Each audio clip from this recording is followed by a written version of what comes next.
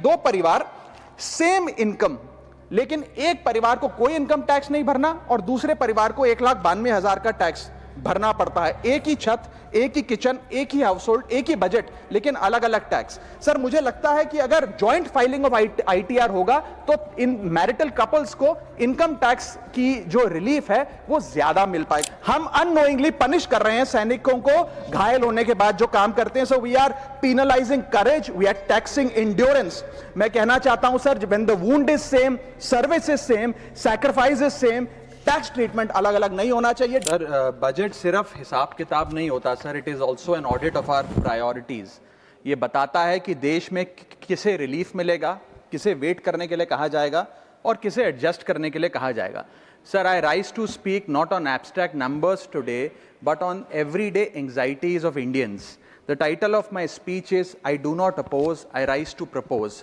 First I propose joint filing of income tax return. Sir Bharat का income tax structure individual based income tax वसूलता है, जिसके चलते regardless of your marital status पति पत्नी अलग अलग इनकम कमाते हैं, इनकम टैक्स भरते हैं और इनकम टैक्स रिटर्न फाइल करते हैं।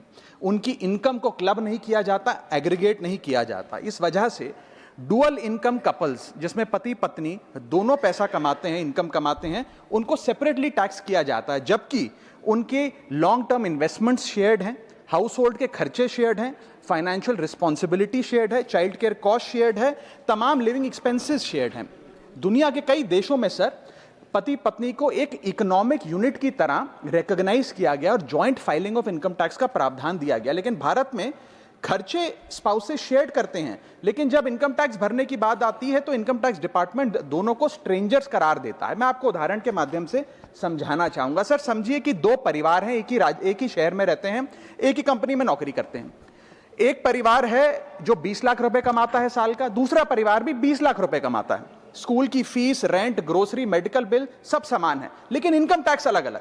जैसे कि एक पति पत्नी है राहुल और ऋचा, दोनों काम करते हैं। राहुल साल का 10 लाख कमाता है, ऋचा भी साल का 10 लाख कमाती है। इनकी कुल इनकम 20 लाख रुपए।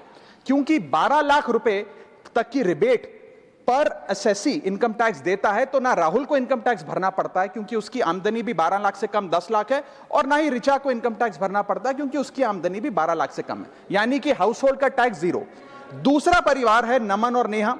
नमन साल का 20 लाख रुपए कमाता है और नेहा ने अपनी नौकरी छोड़ दी। वो घर पर बच्चे का ध्यान रखती है, माता पिता की जो बूढ़े हो गए उनका ख्याल रखती है। सर नमन और नेहा की भी फैमिली इनकम 20 लाख है, लेकिन क्योंकि इंडिविजुअल टैक्सेशन है, नमन को 20 लाख के हिसाब से, स्लैब के हिसाब से इनकम टैक्स भरना पड़ता है 1,92,400 रुपए, और वहीं नेहा क्योंकि उसकी इनकम नहीं, उसे टैक्स नहीं भरना पड़ता। यानी कि दो परिवार सेम इनकम, लेकिन एक परिवार को कोई इनकम टैक्स नहीं भरना और दूसरे परिवार को 1,92,000 का टैक्स भरना पड़ता है। एक ही छत, एक ही किचन, एक ही हाउस होल्ड, एक ही बजट, लेकिन अलग अलग टैक्स। सर मुझे लगता है कि अगर जॉइंट फाइलिंग ऑफ आईटीआर होगा तो इन मैरिटल कपल्स को इनकम टैक्स की जो रिलीफ है वो ज्यादा मिल पाएगा। मैं दूसरा एग्जांपल देता हूं। एक मैरिड कपल है सर, जो दोनों पति पत्नी आईटी प्रोफेशनल्स हैं, नौकरी करते हैं, एक ही घर में रहते हैं, शेयर्ड एक्सपेंसेस हैं। पति 18 लाख रुपए साल का कमाता है, पत्नी 6 लाख रुपए साल का कमाती है, यानी कि कुल इनकम दोनों की 18 जमा 6 24 lakh.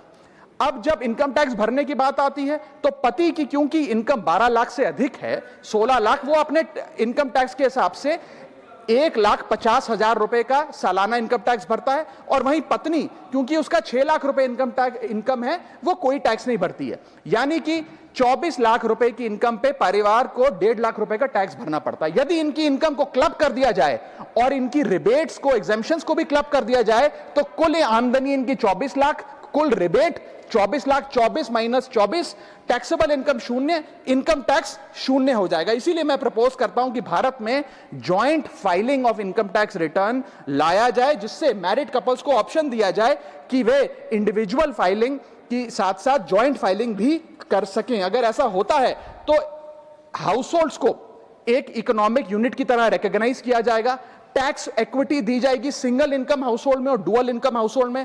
Third, single income earner को अनयूज्ड एग्जेम्पशन अपने स्पाउस की यूज करने का मौका मिलेगा।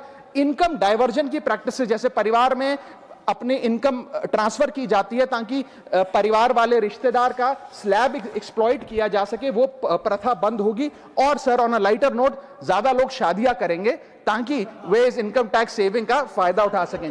सर इंटरनेशनल कंपैरिजन मैं करना चाहूंगा, यूनाइटेड स्टेट्स, जर्मनी, फ्रांस जैसे देशों में जॉइंट आईटीआर का सिस्टम लागू है। सर हमारा इनकम टैक्स स्ट्रक्चर कंपनियां रिकॉग्नाइज करता है, पार्टनरशिप रिकॉग्नाइज करता है, कॉर्पोरेशन रिकॉग्नाइज करता है, यहां तक कि हिंदू अनडिवाइडेड फैमिली को एज एन एसएससी रिकॉग्नाइज करता है। लेकिन हमारे समाज का मोस्ट फंडामेंटल इकोनॉमिक यूनिट, एक न्यूक्लियर फैमिली, पति पत्नी को as one single economic unit recognise नहीं करता, जो करना चाहिए। Sir my second submission is I propose remove tax on disability pension on armed forces. Sir एक सैनिक जब बॉर्डर पर गोली खाता है तो या तो वो शहीद हो जाता है, या यदि वो बच जाता है तो उसके शरीर का कोई अंग वो खो देता है, डिसेबल हो जाता है। इसके चलते सरकार उसे डिसेबिलिटी पेंशन देती है। ये कोई एहसान नहीं है, ये इनाम नहीं है, ये मुआवजा है, क्योंकि उसने देश की रक्षा करते हुए अपना एक अंग खो दिया, अपनी एक चीज, अपनी जीवन, अब वो एक रिड्यूस्ड क्वालिटी ऑफ लाइफ जिएगा। लेकिन विडंबना है कि आज हम इस डिसेबिलिटी पेंशन पर भी इनकम टैक्स लगाने जा रहे हैं। इस यूनियन बजट 2026 में फाइनेंस मिनिस्टर ने tax exemption on disability pension को विड्रॉ किया है, और 1922 से डिसेबल पेंशन आर्म्ड फोर्सेस को जो दी जा रही थी उस पर कोई इनकम टैक्स नहीं था। पहली बार 1922 से लेके आज तक कोई इनकम टैक्स नहीं लगा, लेकिन अब हम उस पर इनकम टैक्स लगाने जा रहे हैं, जो कि ठीक नहीं है। मैं आपको एक उदाहरण के माध्यम से समझाना चाहूंगा। एक सोल्जर जो 20 साल का जब था, उसने भारतीय फौज को ज्वाइन किया। 25 साल सर्विस करने के बाद एक्सट्रीम कंडीशंस में उसने दिवाली बंकर में मनाई, ईद बॉर्डर पे मनाई, क्रिसमस के दौरान पेट्रोलिंग करी, अपने बच्चों के बर्थडे, अपनी मैरिज एनिवर्सरी, सुख दुख के मौके सब मिस किए। लेकिन उसने अपने सैक्रिफाइस को कभी टैक्स स्लैब और टैक्स एग्जेम्पशन के चश्मे से नहीं देखा। लेकिन जब ऑपरेशन के दौरान किसी इंजरी के चलते वो अपना कोई अंग खो देता है और मेडिकल बोर्ड उसे 40 से 50% डिसेबल घोषित कर देती है, तो उसके पास दो चॉइसेस होती हैं। या तो वो सर्विस छोड़ दे और पेंशन लेने शुरू लग जाए। अगर सर्विस छोड़ के वो पेंशन लेने लग जाता है तो उसकी पेंशन एग्जेम्प्ट है। लेकिन अगर वो सर्विस नहीं छोड़कर अपनी पूरी टेन्योर काम करता है, अपाहिज होने के बाद, डिसेबल होने के बावजूद भारत माता की सेवा में कार्यरत रहता है, तो उसको डिसेबिलिटी पेंशन जब मिलती है रिटायरमेंट के उपरांत, तो उस पर इनकम टैक्स इस अमेंडमेंट के द्वारा लगाया जा रहा है। सर ये करके हम एक प्रकार से दो category of wounded soldiers create कर रहे हैं, जिसमें दर्द सहकर जो फौजी ज्यादा काम करता है उससे ज्यादा टैक्स लिया जाएगा। हम अननोइंगली पनिश कर रहे हैं सैनिकों को घायल होने के बाद जो काम करते हैं। So we are penalising courage, we are taxing endurance. मैं कहना चाहता हूं sir, when the wound is same, service is same, sacrifice is same, tax treatment अलग अलग नहीं होना चाहिए। डिसेबिलिटी पेंशन कोई विंडफॉल गेन नहीं है, कोई बोनस नहीं है, कोई प्रिविलेज नहीं है। अगर भारत माता की सेवा में उस सैनिक ने अपना कोई अंग खो दिया, उसको टैक्स मान के और उसकी डिसेबिलिटी पेंशन को अतिरिक्त इनकम मान के उस पर टैक्स नहीं लगना चाहिए। You can tax income, you can tax profit, but you cannot tax a soldiers sacrifice. Sir मैं बस यही कहना चाहूंगा कि एक ग्रेटफुल नेशन एक हाथ से सोल्जर को सल्यूट और दूसरे हाथ से इनकम टैक्स का नोटिस नहीं दे सकता। इसे विड्रॉ करना चाहिए and restore full income tax exemption on disabled pension for all army personnel. Sir third मेरा प्रपोजल है no bank charges for not maintaining minimum account balance.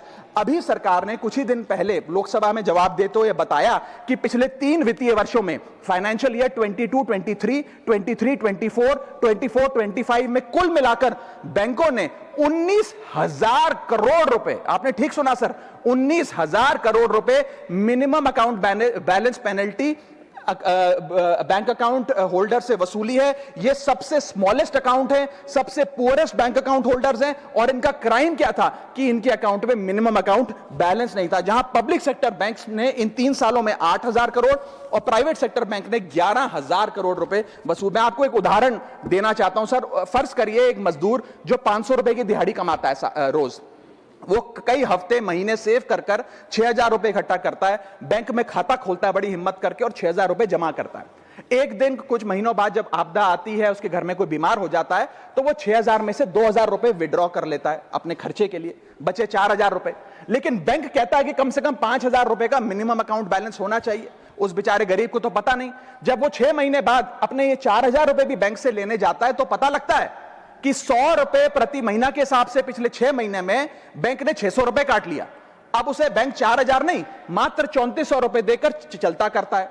Sir अब आप सोचिए उस गरीब के लिए 600 रुपए की अहमियत। और बैंकों की हालत यह है कि कई बार तो ये चार्ज लगा लगाकर आपका बैलेंस नेगेटिव में पहुंचा देते हैं। इतना तो आपने जमा नहीं कराया जितना वो आपसे वसूल लेते हैं। Sir a persons balance, poor persons balance falls below the minimum level, the bank should not treat this as a crime। मैं समाप्त कर रहा हूं sir. Sir bank account are meant to give financial security. ये हमें financial security की जगह आज फाइनेंशियल स्ट्रेस देते जा रहे हैं। और एक बैंकिंग सिस्टम को हमने ऐसी व्यवस्था में तब्दील कर दिया है जिसमें पॉवर्टी को पनिश किया जाता है। मैं समाप्त कर रहा हूं, आधे मिनट में खत्म कर दूंगा sir. Sir if we want 16 minute है। हाँ, मैं समाप्त कर रहा हूं। इफ वी वांट पार्टी में से कटेगा। हाँ मैं खत्म कर रहा हूं, कोई नहीं, 1 मिनट फालतू ले लूंगा सर।